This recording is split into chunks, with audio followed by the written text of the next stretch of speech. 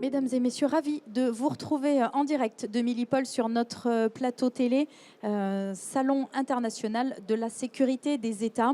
On a évidemment beaucoup parlé des Jeux olympiques et paralympiques de 2024, puisque la France aura le grand privilège et l'honneur de les accueillir. Et donc évidemment, c'est tout naturellement que nous accueillons le général Leray. Merci, général, d'être avec nous aujourd'hui en direct de Milipol. Je rappelle que vous êtes le directeur de la sécurité de Paris 2024. C'était donc évidemment très important pour nous de vous avoir à nos côtés pour parler de la sécurité de ces Jeux olympiques, un événement planétaire avec des chiffres et des dimensions qu'on a déjà beaucoup évoquées, qui effectivement amènent à des dispositifs de sécurité décuplés. Et évidemment, l'ensemble des acteurs réunis autour de vous. Alors, en tant que directeur de la sécurité, comment est-ce que vous adressez les principaux défis en matière de sécurité de cette édition 2024 ? Alors d'abord, juste une toute petite précaution oratoire, mais c'est vrai qu'on a coutume de m'appeler mon général, parce que je suis général en deuxième section, mais bien évidemment, c'est pas à ce titre-là voilà, que je suis directeur de la sécurité, mais voilà, tous les acteurs de la sécurité avec lesquels je continue à travailler du coup aujourd'hui au sein du comité d'organisation me connaissent sous ce titre-là.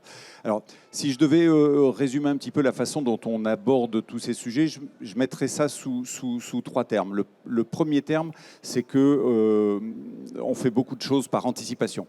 Donc il y a un énorme travail d'anticipation qui a été conduit très en amont, dès le moment où la candidature de la France a été, enfin, et même dans le dossier de candidature, il y a un énorme travail d'anticipation qui a été conduit, qui continue à se conduire, à être conduit de façon à anticiper, à préparer toutes les situations potentielles dans lesquelles le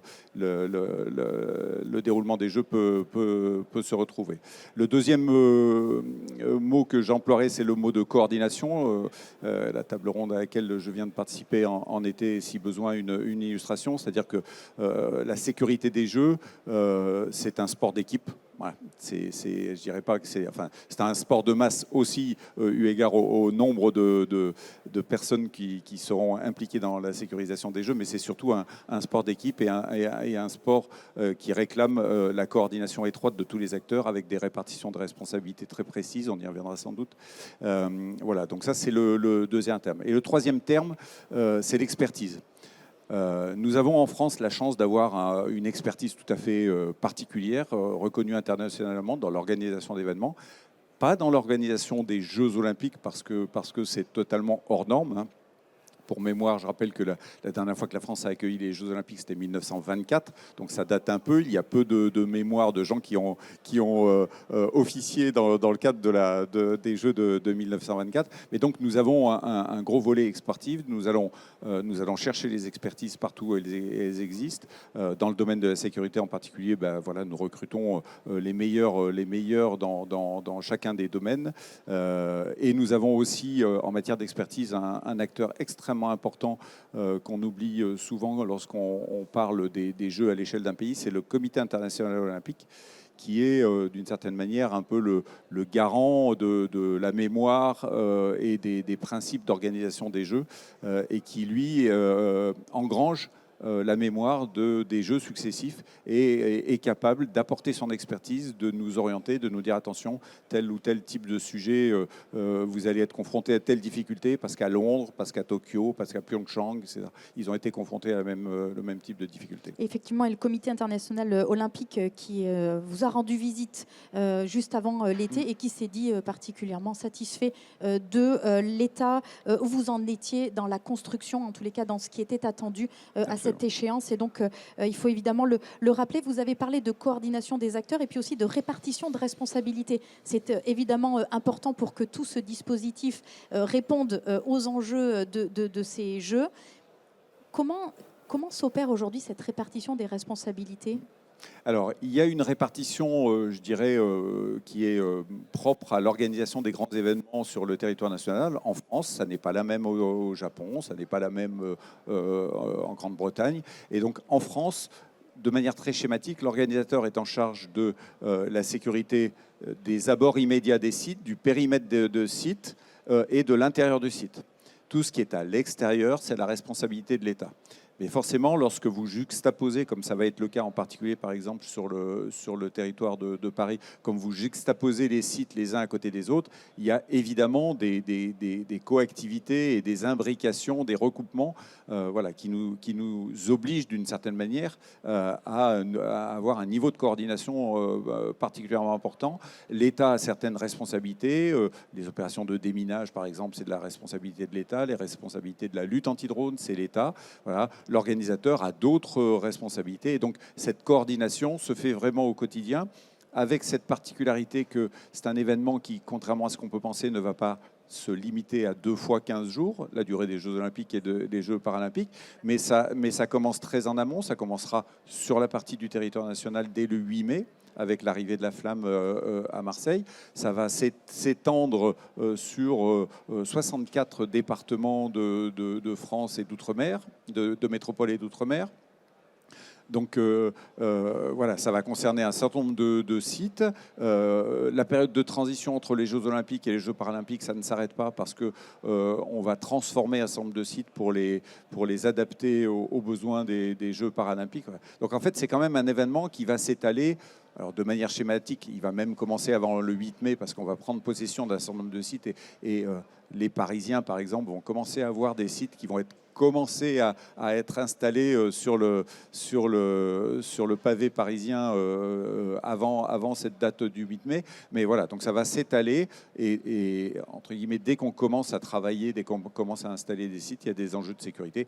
Pas de la même sensibilité, évidemment, que les grands rendez-vous des Jeux, mais voilà, ce sujet démarre très, très en amont. Et donc, dans ces grands moments, finalement, des Jeux, de ces grandes étapes, il y a évidemment la cérémonie d'ouverture. Alors, la France a souhaité rajouter quelque part une complexité dans ce schéma, puisque ce sont des Jeux dans la ville et puis la cérémonie d'ouverture sur la scène. Ce qui complexifie, on l'imagine, quelque part, votre quotidien en termes de gestion de la sécurité. Alors, comment on l'appréhende ? Ce qui complexifie, mais ce qui à la fois est un formidable défi. Voilà, est un formidable défi et qui, en tout cas, nous en avons tous l'ambition, qui sera un des marqueurs, pas le seul, mais évidemment qui sera un des marqueurs et qui seront à l'image de jeux qui se veulent vraiment intégrés dans la ville concentrée.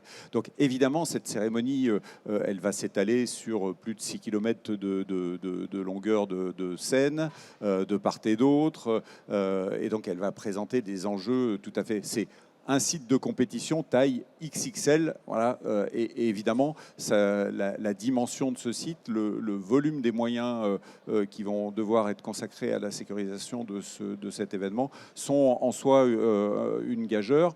S'agissant de l'organisateur, donc on aura là, comme sur tous les sites, la responsabilité d'une partie du dispositif, en l'occurrence ce qu'on appelle les quais bas, les quais hauts étant de la responsabilité de l'État. Donc nous aurons en charge la sécurisation des quais bas. Et donc là, parmi les enjeux, je dirais par exemple les plus compliqués, ça va être autant dans un stade, vous avez tous les gens quasiment à portée de voix pour piloter le dispositif, donner des ordres, etc.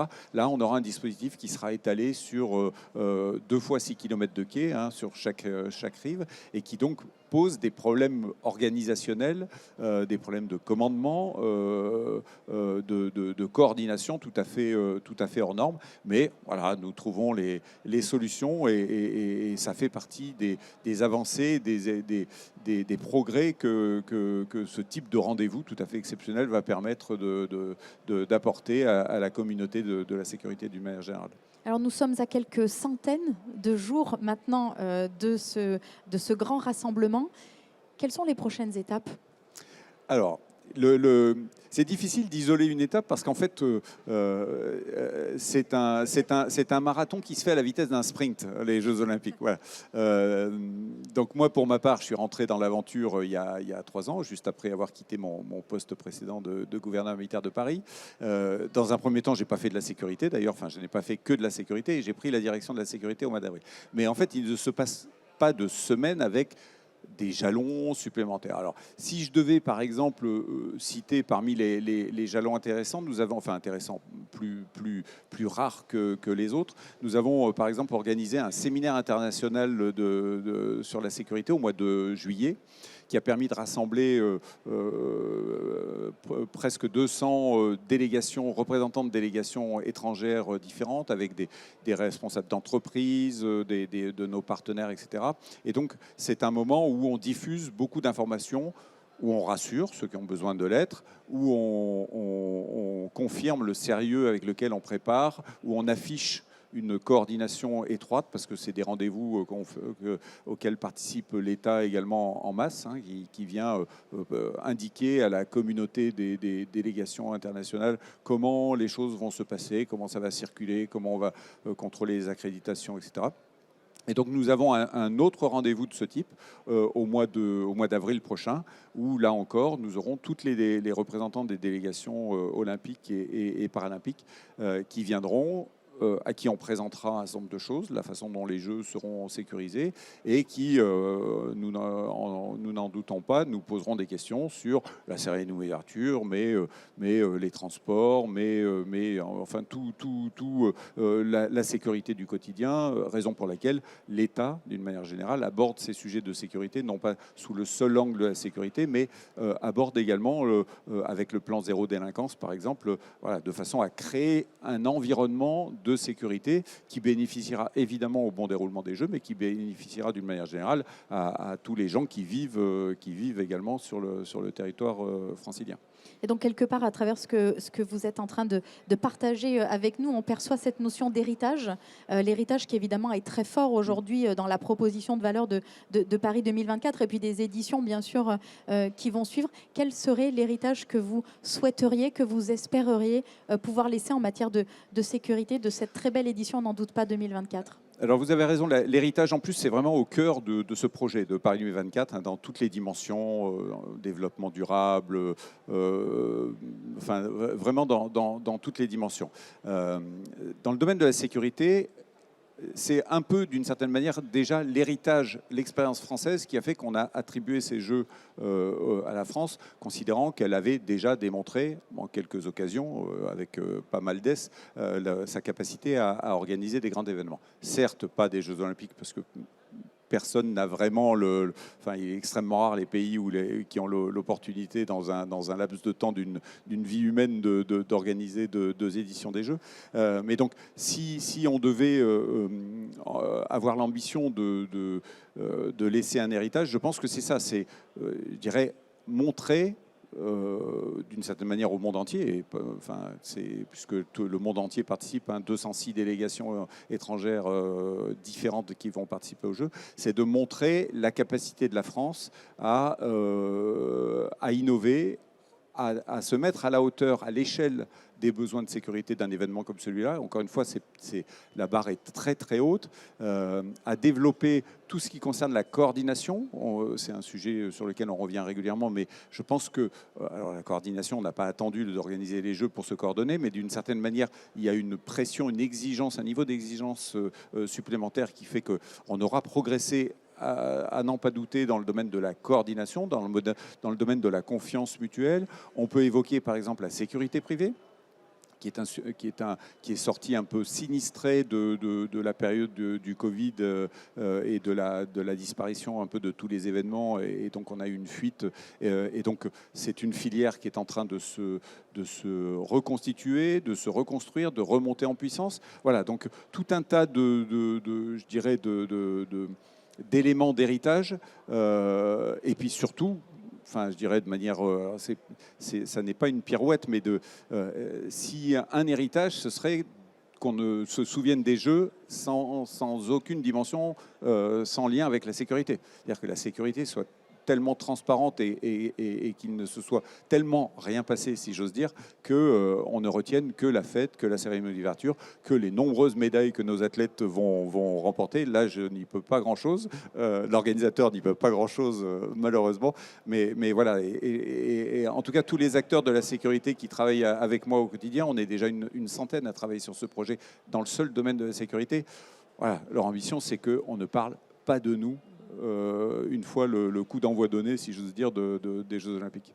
Merci beaucoup Bruno Leray, général. Merci d'avoir été avec nous, d'avoir répondu à nos questions et d'être présent ici à Milipol. Merci à vous de nous avoir suivis. Bien sûr, restez connectés puisque l'actualité en direct de Milipol continue.